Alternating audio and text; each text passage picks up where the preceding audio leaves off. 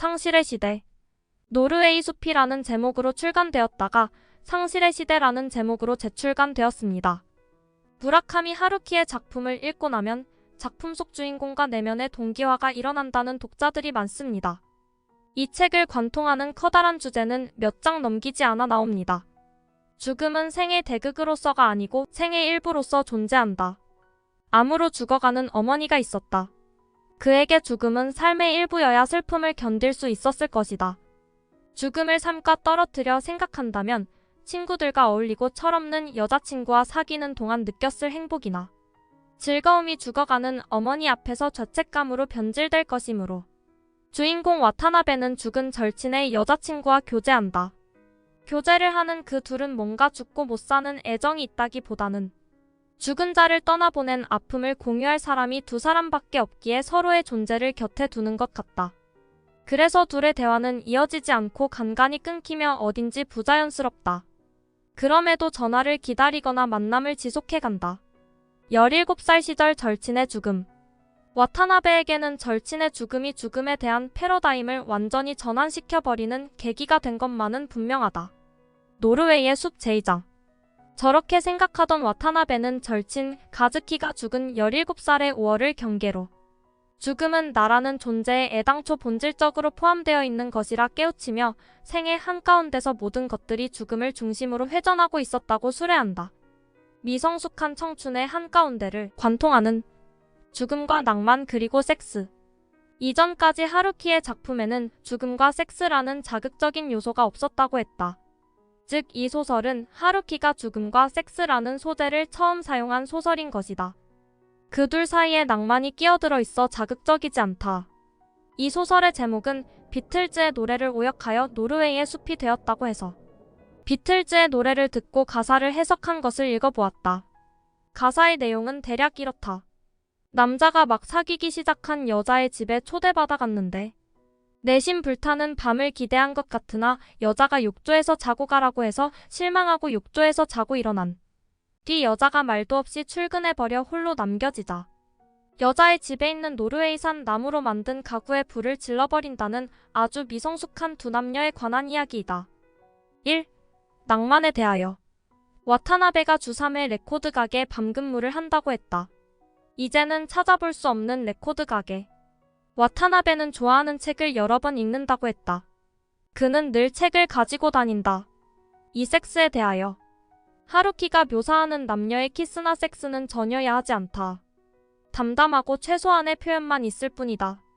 친구의 애인과 사귀면 반칙이라는 것이 전반적인 한국의 정서일진데 하물며 죽은 친구 가즈키의 애인이었던 나오코와 사귀다 섹스 후에 그녀가 처녀였음을 알고 가즈키와는 왜 잠자리 하지 않았는지 묻는 와타나베를 이해하기 힘들었다. 여자친구가 있음에도 근 80여 명의 여자들과 헌팅 등으로 원나잇을 하고 다니며 그것을 자랑스레 무용담으로 늘어놓는 나가사와 선배는 진짜 인간이야로 보이고 그와 어울리며 몇 번이나 헌팅에 따라 나선 와타나베에게는 나오코를 왜 사귄 거야? 의문을 가진다. 도처의 죽음이라는 무거운 주제가 지배하는 이 소설에서 혼돈스럽고 허무한 시대 상황과 불완전하고 미성숙한 인물 내면을 그런 형태로 보여준 게 아닐까? 3. 사랑에 대하여. 고대 그리스인은 사랑을 4가지로 불렀다고 했다. 신이 인간에게 주는 절대적 사랑 아가페, 엄마가 자녀에게 주는 아낌없는 사랑 스토르케, 남녀 간의 육체적인 사랑 에로스, 동성 간에 서로 잘 되기를 빌어주는 사랑 필리아, 아가페적 사랑 와타나베 나오코. 언니와 연인의 죽음을 너무 어린 나이에 겪어버린 나오코. 그녀는 마음이 고장나버리지만 그러나 와타나베는 그녀가 죽기 전까지 아니 죽은 후에도 온 마음을 다해 사랑한다. 와타나베에게 나오코는 늘 1순위의 사람이었다. 나오코는 와타나베가 자신을 잊지 않고 기억해주기를 바랬으며 그녀의 죽음을 뒤로하고 와타나베가 살아있는 미도리에게 가버렸을지라도 그는 나오코를 끝까지 애처롭고 어여쁘게 기억할 것이므로 그들의 사랑은 그렇게 완성되었다. 스토르케적 사랑 와타나베 미도리. 소설 속 인물 중 가장 나의 마음을 후벼 팠던 미도리. 미도리는 통통 튀고 자기 주관을 솔직하게 표현하는 역동적이고 자유로운 현대적 여성으로 묘사된다.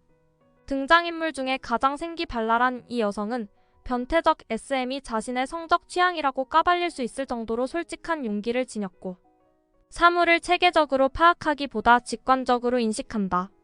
영어의 가정법이나 화학기호가 살아가는데 왜 필요한지 모르지만 세상 사람들의 위선과 부조리를 꿰뚫어보며 비판하고 대설 줄 아는 당돌하고 당찬 여성인 것이다. 그러나 나는 그녀가 마음이 고장난 나오코보다 더 측은해 보였다. 소설 속에 나오지 않는 나오코의 성장 과정을 헤아리자면 그녀는 양육자로부터 온전한 보살핌을 받아본 적 없이 그리고 자신의 요구가 완전히 수용당해 본 경험 없이 자랐을 것이다. 서점을 운영하던 부모는 조부모가 뇌종양으로 돌아가실 때까지 병원비와 병간호를 감당하며 늘 빠듯한 가게 사정으로 쪼들리고 피곤했기에 어린 미도리의 어리광을 받아주지 못했을 것이다. 어린 미도리도 부모의 사정을 알기에 조부모의 병간호를 돕고 부모의 서점 일도 도왔을 것이다. 그렇지만 그녀는 부모가 필요한 한낱 아이에 불과했다. 불행히도 그녀의 부모마저 뇌종양으로 차례차례 돌아가시면서 되레 부모의 보호자로서 역할을 감당해야 했다. 결국 미도리에게 온전한 보살핌을 줄 사람은 아무도 없었던 것이다. 그래서 그녀는 직접 요리를 배워 따뜻하고 맛있는 밥을 차려내며 자기 자신에게 스스로 어머니가 되어준 듯 하다. 그러나 그녀 안에 자라지 못한 아이는 와타나베에게 어리광을 해대고 말도 안 되는 요구사항을 늘어놓는다. 그럴 때마다 그는 그녀의 요구를 거의 다 수용해준다. 마치 그녀의 부모나 된 듯이. 그녀에게 완벽한 사랑은 유아기 때 생떼를 다 받아주는 부모와 같은 사랑이었고 와타나베는 그렇게 해주는 품이 넓은 남자였던 것이다. 필리아적 사랑 나오코 레이코. 마음이 고장난 두 여인은 요양원에서 서로 의지한다. 그리고 서로 마음 저변의 이야기를 솔직하게 털어놓을 수 있는 유일무이한 존재가 되어주며 종국엔 무라일체가 되어버렸다. 소설 속엔 고대 그리스인이 정의하지 못한 유형의 사랑도 등장한다. 죽음을 공유하는 사랑 와타나베 나오코 와타나베 레이코. 말 그대로다. 와타나베는 가즈키의 죽음을 나오코와 공유하고 나오코의 죽음을 레이코와 공유한다. 남녀간의 사랑이지만 에로스적 측면보다 정신적 유대와 필리아적 사랑이 부각되는 관계였다. 마음의 방을 열어두는 남자의 사랑과 하나만 두는 여자의 사랑 와타나베 나오코 미도리 하스미. 남자는 마음의 방이 여럿이라던가? 그래서 와타나베는 그 시절 19과 20 사이에 여러 사랑이 겹쳐 지나갔나 보다. 여리고 상처받은 나오코는 따뜻한 심장 안에 방에 채워두고 비워두면 밥 달라 꼬르륵 거리고 상한 것을 넣으면 뒤틀려버리는 위장처럼 원초적이고 직설적인 사랑. 반면 미도리는 와타나베를 좋아하는 자신의 마음을 알아차리자마자 애인에게 솔직하게 얘기하고 끝내버린다. 미도리는 마음의 방에 한 사람만 꽉 채우는 뜨거운 여자다. 그녀의 방은 소설 내내 와타나베로 가득 차 있다. 가즈키와 와타나베를 동시에 품은 나오코는 마음이 고장나버린다. 아마도 마음의 방은 하나인데 죽은 가츠키와 산 와타나베가 좁은 그녀의 방에 뒤엉켜서 그녀의 마음도 뒤엉켜버렸는지 모르겠다. 그리고 마침내 가즈키로 결정했는지 나오코는 그의 곁으로 가버리고 만다. 나가사와의 연인 하스미, 그녀는 마음의 방을 나가사와로 가득 채웠으나 나가사와는 그녀에게 머무를 수 없는 다른 차원의 사람이었으므로 그녀는 다른 이와 결혼한 지 2년쯤 되던 날 손목을 그어 죽어버리고 만다. 그녀를 마음의 방에 두었는지 자신조차 몰랐던 와타나베는 그녀가 죽은 지 10년쯤 지난 후 어느 화가의 인터뷰를 하러 간 뉴멕시코주의 산타페에서 새빨간 석양을 보다가 그것이 하스미를 향한 불타는 동경심을 닮았다고 생각하며 그가 하스미를 사랑했는 줄 그때서야 깨달았다고 했다. 4. 죽음에 대하여. 이 소설은 처음부터 끝까지 온통 죽음으로 가득 차 있다. 나는 나의 마지막을 늘 생각한다. 죽음은 삶의 완성이기 때문이다.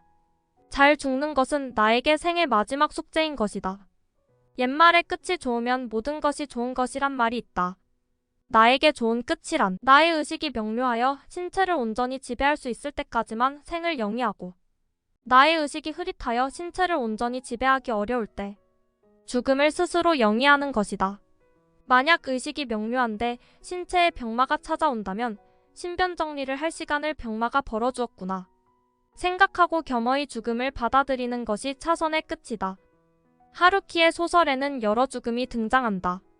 이유가 불분명한 청소년기 방황으로서의 죽음 가즈키, 나오코의 언니, 병마로 극심한 고통을 느끼며 남은 가족에게 엄청난 부담을 주는 죽은 미도리의 조부모와 부모. 현실의 괴리감이 여린 마음을 다치게 하여 택하는 죽음 나오코 하스미. 죽는 일 자체에는 아무런 두려움도 없어요. 이건 정말이에요. 연기에 휩싸여 실신한 채 죽어버리면 그뿐이잖아요. 눈 깜짝할 사이에요. 그런 일은 전혀 무섭지 않아요. 노르웨이의 숲 사장 화재 현장을 보던 미도리의 대사 중 조부모와 부모의 간병에 긴 시간 동안 지쳐있던 미도리는 오랜 병마에 산 것도 죽은 것도 아니게 되는 것이 두려웠던 것이다. 5. 여성을 약간 열등한 존재로 인식한 것으로 보이는 설정. 예를 들어 죽음을 지나오면서 남성은 강건한 존재와 타나베로 여성은 나약한 존재 나오코로 그려지고 체계적 사고는 남성화 타나베의 직관적 사고는 여성 미도리 하는 것으로 묘사되며 성을 향유함에 있어서도 남성은 상대를 가리지 않고 자유롭게 실행하고 타나베, 나가사와 여성은 일생 딱 한 번뿐이거나 나오코 성에 대한 판타지가 생각과 말에 그치고 미도리 실행되지 않는다. 여기까지 무라카미 하루키 상실의 시대 소개였습니다. 구독과 좋아요는 다음 영상을 만드는 큰 에너지가 됩니다.